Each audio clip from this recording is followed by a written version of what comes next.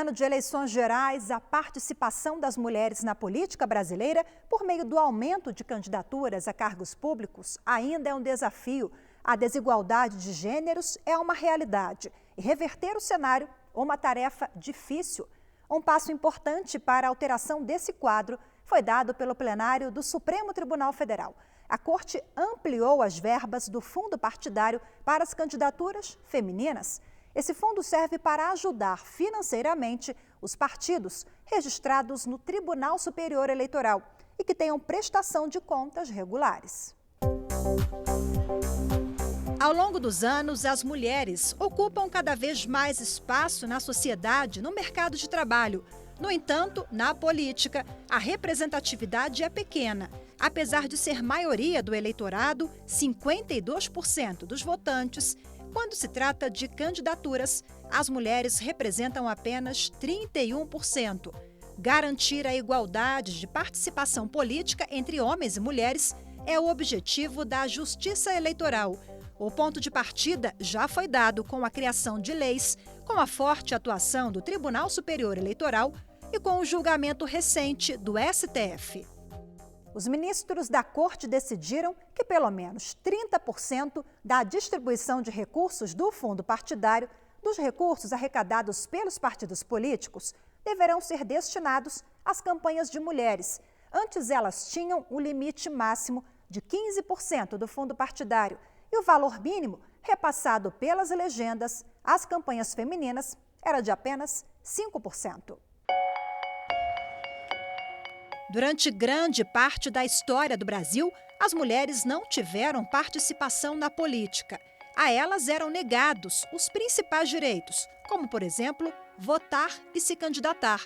Até meados do século passado, o papel da mulher na sociedade era cuidar da casa, da família. Na época, um provérbio ficou conhecido: lugar de mulher é na cozinha. Hoje, o lugar da mulher é onde ela quiser. Este cientista político avalia que as conquistas chegaram aos poucos, mas estão se consolidando cada vez mais. Observar debates sobre direitos civis, políticos e sociais, eles aconteceram respectivamente ali no século XVIII, XIX e XX. E praticamente as mulheres tiveram um déficit de 100 anos para alcançar esses direitos. Então, hoje nós estamos observando a conquista por direitos políticos e ampliação também por conquistas de direitos sociais, a participação no mercado, no trabalho, na economia como um todo. Então, isso é um processo que está sendo somado, como eu disse, com a defasagem, mas ele vem acontecendo. E isso é próprio das sociedades como o Brasil ocidental, em que o papel feminino está sendo reconhecido. O reconhecimento chega aos poucos. No Poder Judiciário, por exemplo, as barreiras estão sendo rompidas. Na mais alta Corte de Justiça do país, há quase 2 décadas, no ano 2000, a ministra Ellen Grace foi a primeira mulher a ser indicada para ocupar uma cadeira no Supremo Tribunal Federal. Em 2006, foi a vez da indicação da ministra Carmen Lúcia, presidente do STF. Em 2011, com a aposentadoria da ministra Ellen Grace, o colegiado contou com mais uma presença feminina, a indicação pela presidência da República da ministra Rosa Weber. As mulheres não estão presentes só na composição da mais alta corte do país. Elas também estão no comando dos tribunais e das instituições. Aqui no STF está a presidente do Supremo Tribunal Federal, ministra Carmen Lúcia. No Superior Tribunal de Justiça, a presidência é da ministra Laurita Vaz. À frente da Procuradoria-Geral da República está Raquel Dodge. Na AGU, Advocacia Geral da União, Grace Maria Mendonça. Há 2 anos, a ministra Maria Elizabeth Rocha foi a primeira mulher a presidir o STM, o Superior Tribunal Militar. A advogada Luciana Lócio também ocupou pela primeira vez uma cadeira destinada à advocacia no Tribunal Superior Eleitoral. Ela foi empossada para o biênio 2015-2017, com a experiência de ter sido a única mulher escolhida na classe dos juristas. Luciana acredita que o desafio para garantir mais espaço no judiciário, na política, é romper barreiras, quebrar preconceitos. São inúmeros fatores. Nós temos dificuldades culturais, realmente. Nós somos um país machista, um país patriarcal, né? E as mulheres, elas vêm galgando o seu espaço no cenário profissional, vem aumentando consideravelmente, mas nós ainda não temos um espaço consolidado. Em relação aos direitos políticos, uma das primeiras conquistas das mulheres veio na década de 30. O Código Eleitoral de 1932, o primeiro do Brasil, garantiu às mulheres o direito ao voto.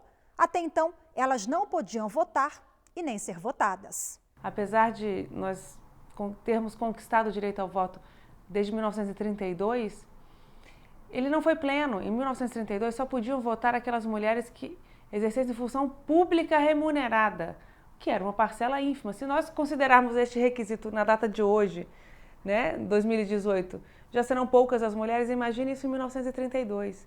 Então, de fato, a mulher ela vem conquistando seu espaço de forma paulatina, mas ainda a passos muito lentos. O direito ao voto feminino foi resultado da luta de mulheres integrantes de movimentos feministas desde o início do século XX. Entre elas, Leolinda Daltro e Berta Lutz. As duas incentivaram a candidatura da primeira mulher eleita no Brasil e na América Latina, Alzira Soriano. Em 1929, Alzira foi empossada para comandar a cidade de Lages, no Rio Grande do Norte. Em entrevista ao documentário História das Eleições, exibido na TV Justiça, a bisneta de Alzira conta que, na época, as mulheres não tinham direito ao voto no resto do país, mas uma brecha na lei estadual permitiu a candidatura feminina. Alzira Soriano foi a primeira mulher eleita. Ela assumiu em 1º de janeiro de 1929. Não chegou a terminar seu mandato, porque com a Revolução de 30 acabaram-se os cargos de prefeito no Brasil. Foi proposto para ela ser interventora, mas aí ela não aceitou. Da mesma maneira que ela foi a primeira mulher a ser eleita, ela acabou sendo também a primeira mulher a ser deposta. A bisneta lembra que a família sempre participou da política no Rio Grande do Norte. A mãe de Alzira incentivou a filha e defendia a importância da participação das mulheres na política. Minha avó Ivonilde sempre contava que vovó Alzira dizia que lugar de mulher não é só em casa, cuidando da casa, cuidando dos filhos. Toda mulher ela deveria aprender, ter mais cultura e assim poder assumir cargos, tanto eletivos como em outras funções. E que não tinha essa história de homem e mulher. Era uma pessoa muito altiva.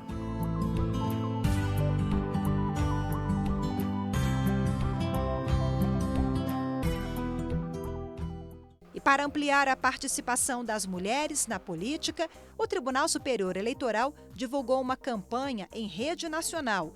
O vídeo chamou atenção para a desigualdade, o número reduzido de mulheres frente à grande representatividade dos homens no cenário político do Brasil. Se a população brasileira tivesse uma voz, hoje ela seria assim. E essa seria a voz dos políticos que representam hoje essa mesma população.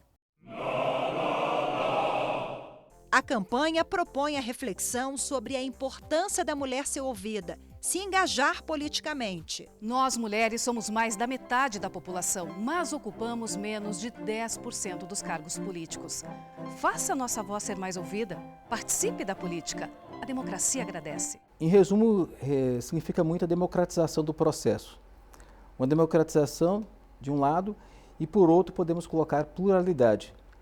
Demandas que estavam ali reprimidas de um universo diferenciado têm sido colocadas em questão, questões de gênero, de sexualidade em si, são colocadas como um debate que na política eram tratados de uma forma assim, meio preconceituosa, e a partir dessa discussão, a partir das mulheres tendo essa discussão, a meu ver, a tendência é que isso democratize o processo. A decisão do plenário do Supremo Tribunal Federal sobre a distribuição do fundo partidário é parte importante da democracia plena.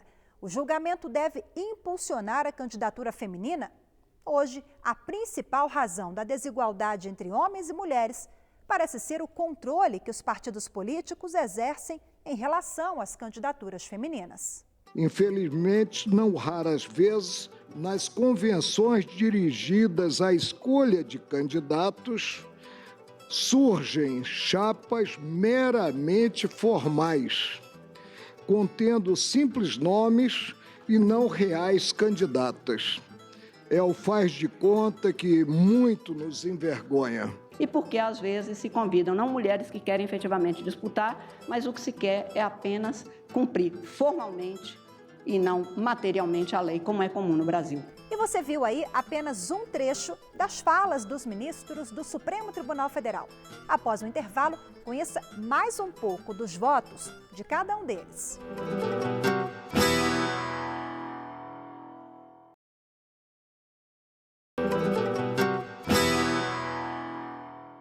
A ampliação do fundo partidário para o financiamento de campanhas eleitorais femininas foi o tema de um julgamento no plenário do Supremo Tribunal Federal e que pode incentivar a participação das mulheres na política.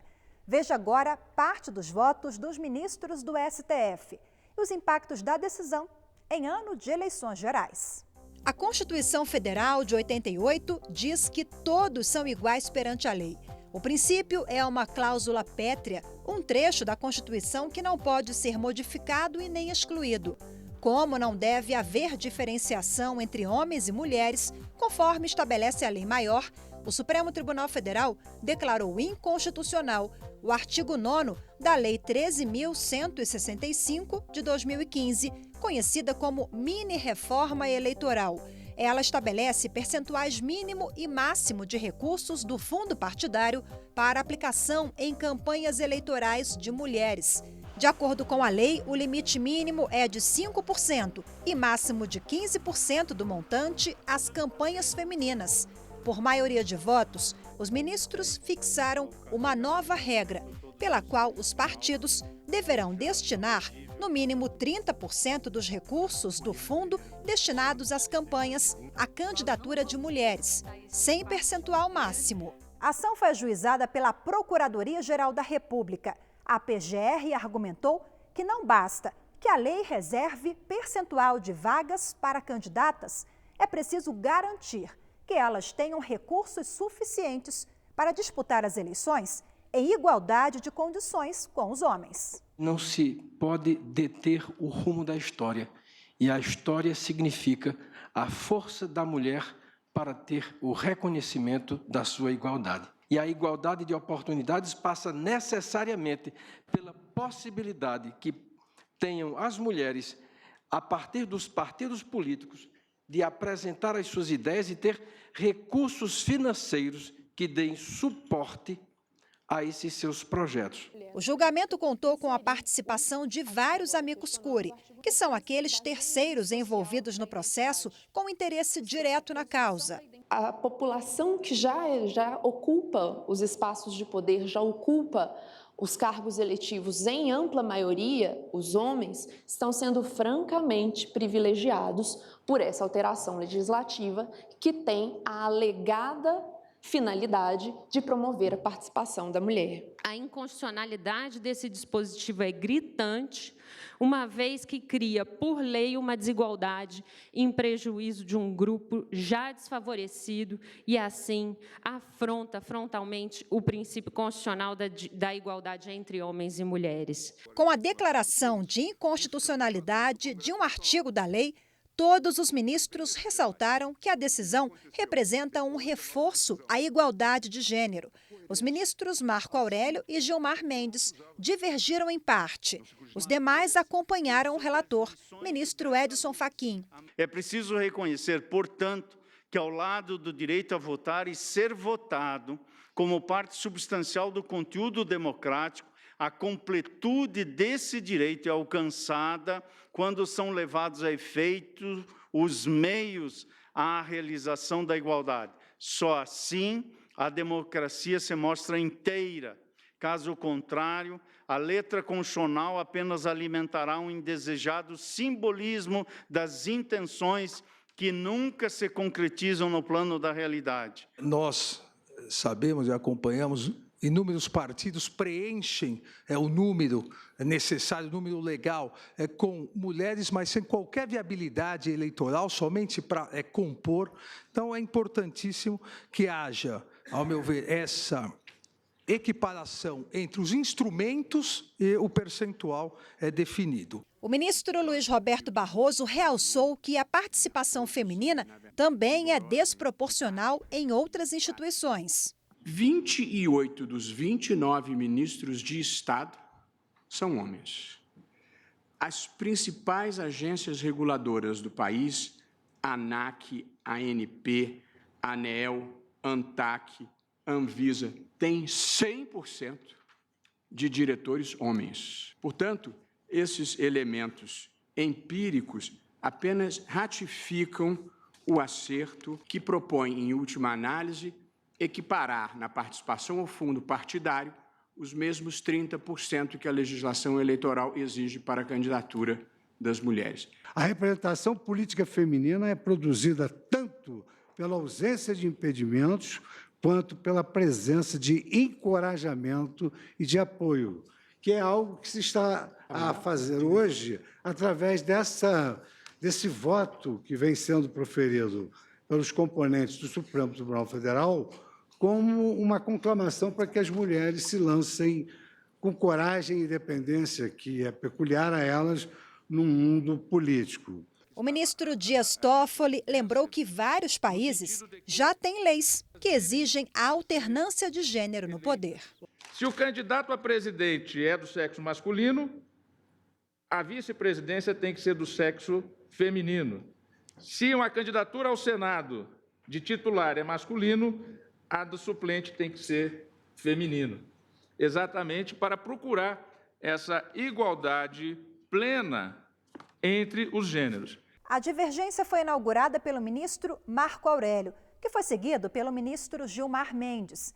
Os dois entenderam que é válida a proteção da mulher, feito no artigo 9º, mas foram contra a imposição de um teto para eventuais candidaturas femininas. Segundo eles, a Corte pode sim derrubar os limites de 5% e 15% dos fundos estabelecidos pela lei, mas sem o repasse de 30% das verbas. Estou diante de um quadro que não me autoriza, considerado o sistema, a atuar como legislador positivo, mas dou interpretação conforme ao texto, para afastar por ser inconstitucional aquela que veja no teto alusivo à reserva uma limitação, a impossibilidade de o partido, na autonomia que está consagrada no texto maior, ultrapassar a percentagem. E, sem contar que, de fato, nós vamos estar legislando. Vamos estar legislando no ponto em que vamos substituir, onde se lê 5 ou, no máximo, 15, vamos substituir por 30, podendo ser 30 vezes nada. E vamos estar legislando quando dissermos não tira as 3 eleições. Mas eu vou pedir todas as vênias ao relator, reconhecendo por fim o trabalho realizado, para acompanhar o voto trazido aqui pelo ministro Marco Aurélio. E mesmo com a divergência em relação à igualdade de oportunidades, o ministro Marco Aurélio chamou atenção para a forma como os partidos políticos traçam a escolha dos candidatos. Infelizmente, não raras vezes, nas convenções dirigidas à escolha de candidatos, surgem chapas meramente formais, contendo simples nomes e não reais candidatas. É o faz de conta que muito nos envergonha. As 2 mulheres integrantes do Supremo, a ministra-presidente Carmen Lúcia e Rosa Weber, nos votos lembraram que a mulher ainda sofre muitos preconceitos. Elas defenderam mais incentivos que garantam a igualdade de gênero. A desigualdade de gênero no Brasil, ela é cultural.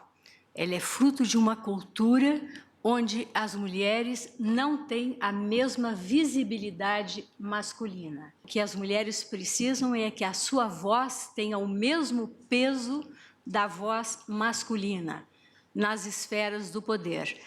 E não tenho a menor dúvida que a participação feminina só vai aumentar no campo da política através de políticas públicas e através desses incentivos e dessas cotas que estão sendo trazidas pelas leis, no mínimo para assegurar uma igualdade formal. Não queremos, de forma alguma, estar longe dos homens, mas ao lado dos homens, com a mesma voz e com a mesma visibilidade. Vivemos, não lendo o artigo 5º, começando por todos são iguais perante a lei, mas, ao final, nós temos uma interrogação diante do que vivemos. Todos são iguais perante a lei? Quem sofre o preconceito e a discriminação que nós sofremos? Homens e mulheres são iguais em direitos e obrigações. É uma interrogação que nós nos colocamos. Tal o preconceito, a violência praticada de forma direta ou indireta, física ou psicológica, de toda a natureza. Portanto, quando tratamos de igualdade de direitos material, pelo menos em parte, porque aqui seriam 30% de vagas e, portanto, 30% de condições para a oferta de condições para que se possa disputar, é preciso se levar realmente a sério, como a Justiça Eleitoral Brasileira e a Justiça Constitucional Brasileira têm levado. Sabe-se bem que não é porque a mulher quer, é porque a mulher, às vezes, se põe na condição de ter que se apresentar e não tem condições porque não tem acesso ao fundo partidário, porque os dirigentes dos partidos são homens, é por isso que nós estamos discutindo esse assunto, porque não se tem tempo de televisão, porque não se acredita, e porque, às vezes, se convidam não mulheres que querem efetivamente disputar, mas o que se quer é apenas cumprir formalmente e não materialmente a lei, como é comum no Brasil. Aliás, isso se passa até com a Constituição. Então, todas essas formas de tentativa de se dar um tratamento positivo no sentido de afirmar direitos, que nós queremos que chegue um momento em que não precise se cogitar de ação afirmativa, porque aí é que a democracia está amadurecida, é claro que realmente estaríamos numa situação muito melhor. Mas todas nós continuamos a sofrer preconceitos e de enorme gravidade, que vão desde uma brincadeira, o deboche, que é uma forma de, pela zombaria, desqualificar as mulheres, desmoralizar mulheres, o que, na mesma situação, não acontece com os homens. A decisão, claro, repercutiu positivamente na sociedade. No próximo bloco, você vai ver a avaliação de especialistas que acreditam que o resultado desse julgamento no Supremo é um passo significativo na luta pela igualdade de gênero.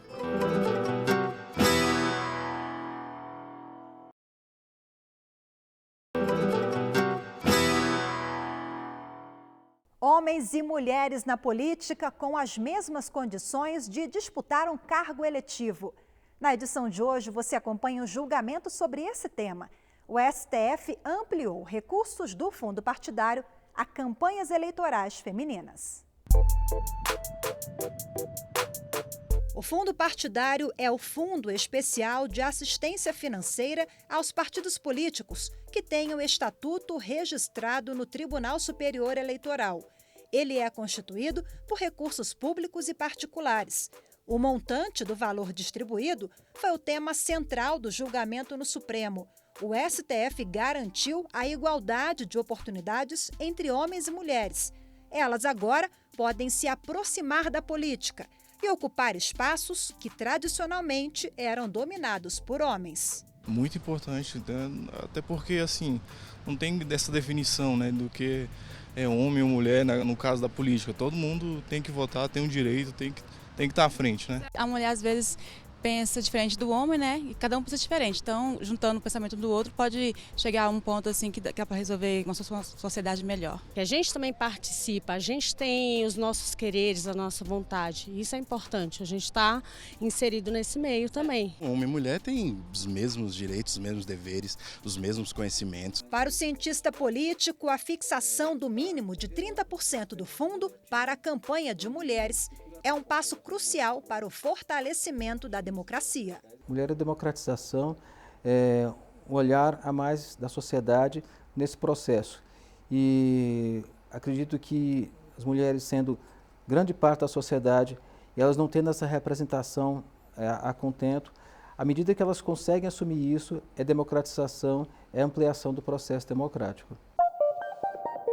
A ex-ministra do TSE, Luciana Lócio, ressalta que o reflexo da decisão já poderá ser visto nas próximas eleições de outubro. Eu acho que já para essas eleições de 2018, nós teremos aí já um reflexo. O Supremo está contribuindo para que nós possamos corrigir um déficit histórico, porque as mulheres realmente elas não tinham um mínimo de condições de concorrer em igualdade de chances ou efetivamente como candidatas de verdade. Então essa decisão ela é muito importante para o cenário político eleitoral e mais, nesse processo eleitoral de 2018 que se avizinha, o ministro Fachin estará na corte como ministro titular. A ministra Rosa será a presidente do tribunal e o ministro Barroso vice. Esses serão os 3 ministros do Supremo no Tribunal Superior Eleitoral.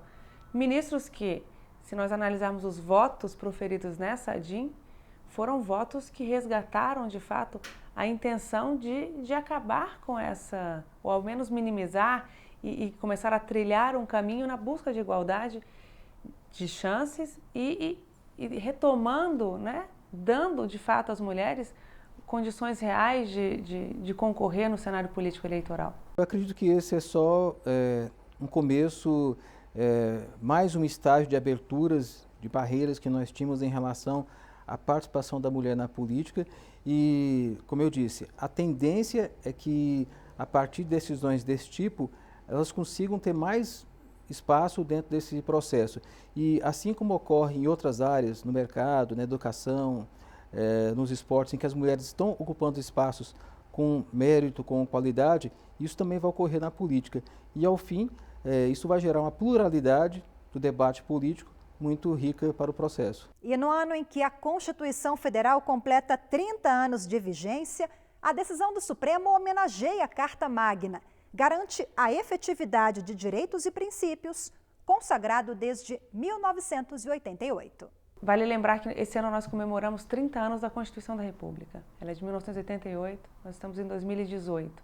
E a Constituição, no seu artigo 5º, que no capítulo que trata dos direitos e garantias fundamentais, logo no seu primeiro inciso do artigo 5º, fala que homens e mulheres são iguais em direitos e obrigações. Portanto, um passo que já foi dado por outras democracias vizinhas, México, Argentina, Bolívia, Equador, Colômbia, Nicarágua, enfim. Costa Rica, eu acho que também tem essa política de paridade e alternabilidade, que é a instituição da paridade e alternabilidade, que é o 50%.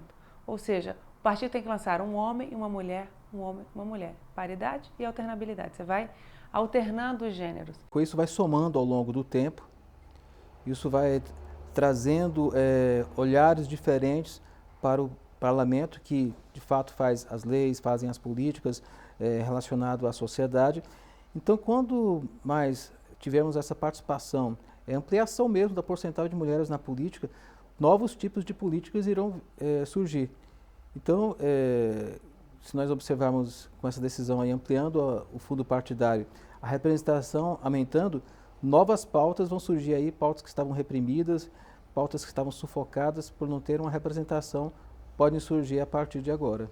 O programa de hoje termina por aqui. Obrigada pela sua audiência e até a próxima edição.